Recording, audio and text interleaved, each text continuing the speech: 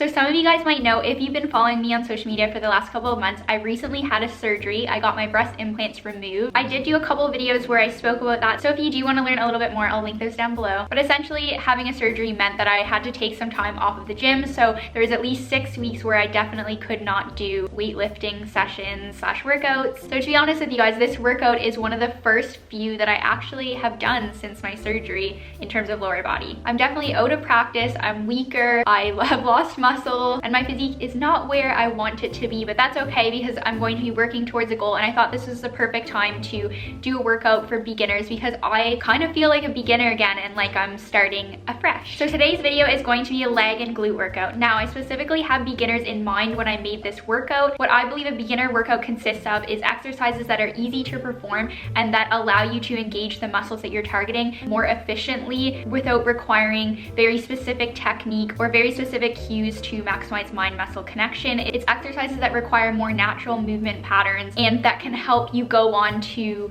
master more difficult movements down the line. So basically, if you want to do this workout and you're more intermediate and advanced, that's okay. You can just use the amount of weight that's going to challenge you. You can even add in extra sets for more volume. My goal for this workout was to stick to lighter weights and, as I mentioned before, exercises that were easy to master and that I knew would engage the muscles that I was targeting. But I was really looking to hit my glutes and my hamstrings. I'm really looking forward to this workout, so I hope you guys enjoy it. If you do like this video, don't forget to give me a like because it will let me know to do more videos like this. And I'm doing so many this month, so don't forget to hit the bell notification so you know when I post a video. Okay, that's enough for this intro. Let's get started with the workout. I will talk to you guys in a second in the voiceover. My dear friend, where have you been? Where have you gone?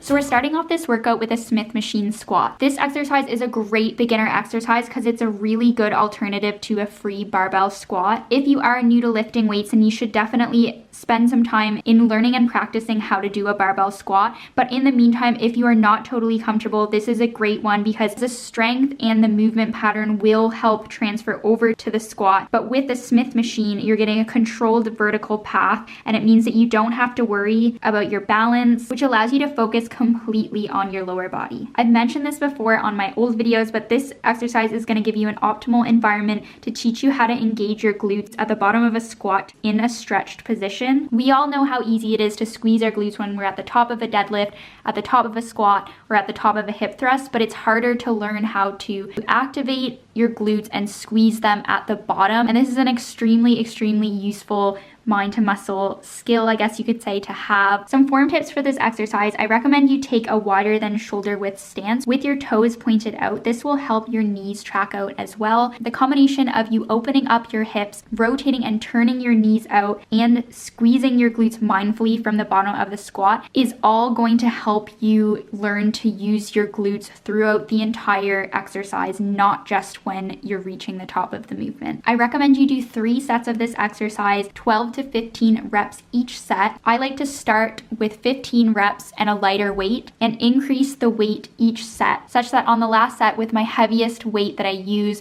I'm really pushing and struggling to hit 12 reps. The second exercise that I'm doing is another old favorite of mine for the glutes. This is a Sumo Romanian deadlift, meaning that rather than starting the movement from the ground and deadlifting the weight up, you're actually starting with the weight at the top, and the focus is on the eccentric part of the exercise, which is the lowering part of the exercise. So we're really focusing on the stretch that we're feeling in our glutes and our hamstrings, and feeling that stretch again is going to really help you be able to mindfully contract those muscles on the way up. For the sumo stance, you're just taking a wider than shoulder width stance. I take quite a wide stance because I have longer legs, so you choose a stance that is comfortable for you. As I mentioned, turning the toes outward, you really want to transfer all of your weight back onto your hips, keeping a slight bend in your knees and using your barbell as your counterweight. When your hips are all the way back, that's when you want to engage your glutes.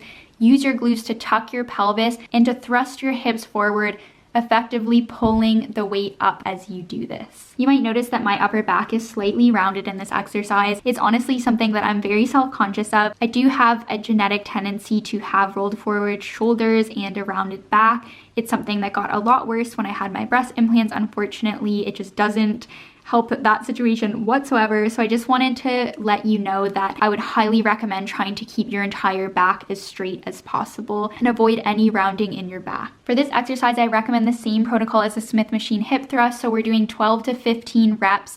I would start off on the higher end of the rep range with a lower weight, aim to increase your weight each set until on the last set you're doing 12 reps, but you are really challenging yourself to get those last few reps. Now onto the hip thrust, everyone's favorite glute builder, and for good reason. Everyone should be doing a variation of the hip thrust. To be honest, guys, because of the way that my body is built, I've got really long femurs, which means my thighs are very long in proportion to my torso. It's been difficult for me to get the hip thrust right, so I'm going to share with you guys my specific tips other than the usual ones you hear, which is keep your back straight, tuck your chin, and tuck your pelvis, which I've mentioned before. I recommend keeping your heels pretty much under your knees, so that's around a 90-degree bend in the knees. Using a lower box rather than just sinking straight down, I recommend sinking your hips down and towards the box. I really find that pivoting your shoulder blades around the box to be really helpful in forcing you to keep a straight lower back rather than falling into the trap of lumbar hyperextension, which is going to make you feel the hip thrust in your lower back rather than your glutes, which is like the worst thing ever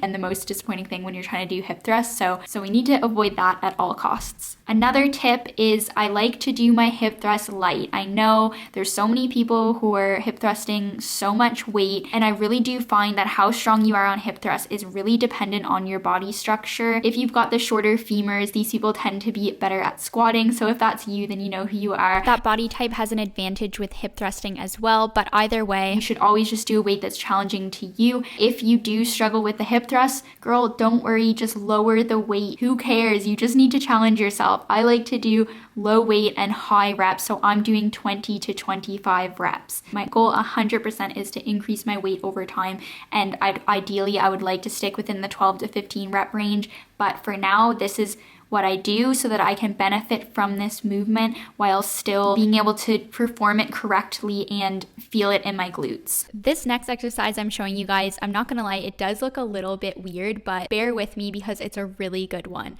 So this is what I like to call a squat walk. I'm doing it first here with a barbell because that's how I usually do it, but I actually do show the exercise with a dumbbell in the next few clips. I'm taking very wide diagonal steps along with short strides, and this is going to mimic the squat stance, acting like a sort of unilateral squat. And I always like to include a unilateral exercise in every single one of my lower body workouts, and this is just going to help reduce any imbalances.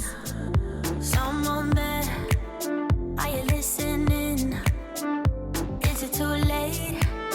My dear friend. So this workout was actually the first time that I tried this exercise using a dumbbell instead of the barbell, and I actually really liked it. It looks a lot more natural, it felt a lot more natural, so I do recommend you do this exercise with a dumbbell if you are trying it out for the first time. I also really like the fact that by holding the dumbbell, it actually causes your torso to lean forward a little bit more, and the benefit of that is that especially with this exercise, a forward torso lean causes there to be more bend in the hips, less bend in the knees, which means the glutes are going to be more dominant in this exercise rather than the quads. Holding the dumbbell also requires a little bit less upper body strength because you're not having to put it on your own back, and then also it requires less balance, so that's a positive as well. I'm definitely going to keep doing this exercise. I love it, especially as a finisher. The reason why I recommended this exercise instead of a lunge is because due to the nature of the stance, similar to the squat, the hip thrust, it's a little bit easier to engage your glutes, and also whereas I feel like with a lunge, especially if you're not practiced with it, it can easily encourage your quads to take over. I came up with this exercise after spending a lot of time trialing different lunge variations, so I absolutely love it, and burns, so I highly recommend trying it out. I personally did 4 sets of 12 reps per side, so that's 24 steps total. By that point, my glutes were screaming and just completely done. We found the goal. We thought we'd be forever young, but now I know we can't keep floating. We have to fall. This is the beat of broken heart. To finish off my workout, of course, I could not ignore the hamstrings. I always like to do one knee flexion hamstring exercise per workout. Knee flexion means bending at the knee, so you don't want to ignore this type of movement for the hamstring. It's really important. I'm also doing it as a unilateral exercise. This is also preferred if I do have the time and I'm only doing one hamstring exercise. So here I am doing a kneeling hamstring curl using this specific machine, but you don't have to do this. You can actually replicate this exercise using a leg extension machine, just kind of bending over towards the machine, but also that's not necessary, especially if you are a beginner. You might want to just stick to the lying hamstring curl if you have one, doing it one leg at a time, or using the seated hamstring curl is okay as well. Again, I like to stick to a light to moderate weight, and I'm doing 12 to 15 reps per leg. My best beginner tip for the hamstring curl is you don't need to do these reps in a rush. It's not a race. What you want to do is focus on squeezing your hamstring and the weight will follow. Slow and controlled is the way to go with your curls, biceps or hamstrings. Okay guys, that is it for this workout. I really hope that you enjoyed. If you did, of course, don't forget to give me a thumbs up. It really helps me out a lot. Your support on my videos means so much to me. It's very rewarding creating these videos for you guys. Okay, that's all from me. I'll see you guys in the next video.